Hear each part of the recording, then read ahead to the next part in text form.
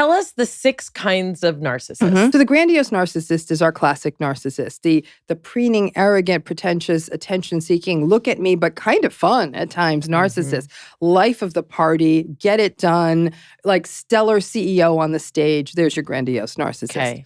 The flip, the underbelly, the dark side of this is the vulnerable narcissist. These are sullen, resentful, victimized, aggrieved, passive-aggressive. Poor me. And how dare, the only reason I'm not successful is I didn't have a trust fund or I would be running this place. So it's there's a lot of failure to launch there. So whereas the grandiose narcissist get things done, the vulnerable narcissist sort of walks around with this kind of hangdog, sad, save me, how come nothing ever goes my way?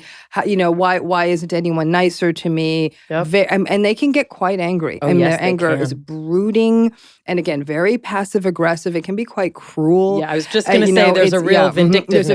There's a poison to their cruelty. That's the vulnerable narcissism. Next is communal. The communal narcissists, these are the folks who, interestingly, get their validation, because all narcissists need lots of validation. We call it narcissistic supply.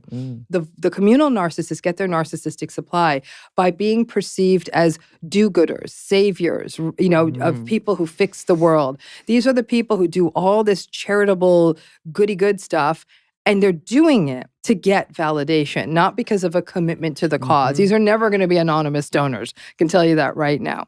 They want to be, and it may not just be donating. It might be they're the person who always brings everything to the potluck and cleans up afterwards, but they need to be told, isn't she the best? Oh my gosh, we're so glad Mary's coming because she does it all. And then Mary's okay because Mary's thought of as great. And Mary gets the award at the big awards banquet. So it can be small stakes. But if anyone doesn't notice how wonderful Mary is, Mary's going to go real dark real quick. So at the most extreme, a communal narcissist, sort of at the most severe end of it, would be like a cult leader.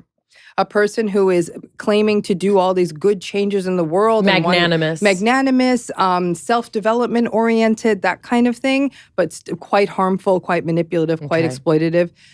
Then that takes us to the self-righteous. The self-righteous narcissist. Now, the self-righteous narcissist often doesn't clock as a narcissist. They're hyper-moral, judgmental, rigid, cold. They're obsessed with rules and order to the detriment of the human beings around them. So this could be the person who's got a sick child but is still knocking themselves out to get to Thanksgiving on time and has said, like, listen, the little one is sick. We're just trying to make sure they stop throwing up before I put him in the car.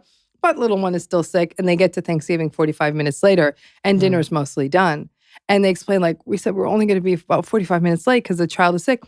I said 3, and I meant 3. Oh, yeah. And it's a very, it is to grow up like that. There's an obsessive, like it's obsessive-ness around rules and order, and it's a bit terrifying. And that's the self-righteous. That's the I'm right, you're wrong. And there's a real workaholic quality to the self-righteous narcissist and a real sort of shaming of people who might be down on their luck. Well, this must be their fault. Got it. And it's that.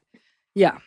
Next, we have the neglectful narcissist. So the neglectful narcissist would be sort of the narcissistic person who literally is viewing everyone through what I'd call an instrumental lens, which means, what function do you serve for me? And so they may pay attention to you when they need the thing they need, but then they have no use. This would be a partner who expects the spouse to have dinner done and might say, oh, this is real good pot roast, and that's the extent of it. The dinner didn't show up, they might get angry. But everyone in their life is basically a can opener or coffee maker. There's very, very little interest in intimacy, closeness. This also sounds like a CEO kind of personality. Very much like there's no there. There's no connectedness there. It feels very empty interactions. And then finally, we have the malignant narcissist. So this is a good place to end because this would be the most sort of severe manifestation of the narcissistic personality. Remember, narcissism's on a continuum. At the mild end, we're talking about superficial, vapid, sort of a overgrown social media narcissist. But at the severe end, we see the malignant narcissist.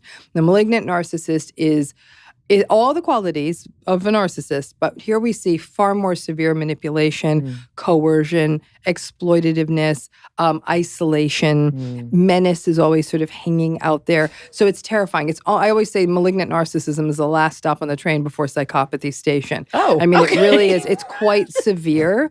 And you got to remember too, Mayim, that these types can mix. So you could have a malignant, vulnerable narcissist. You could have a grandiose, communal narcissist. It's like a choose your own adventure. It's Baskin Robbins. I'll have 2 scoops, malignant and vulnerable. Thanks. I'm like, great. So if you put, like, for example, malignant and communal, that's your cult leader. You put together the flavors and you sort of see how these subtypes line up. And that's why this isn't that simple. It's actually quite complicated.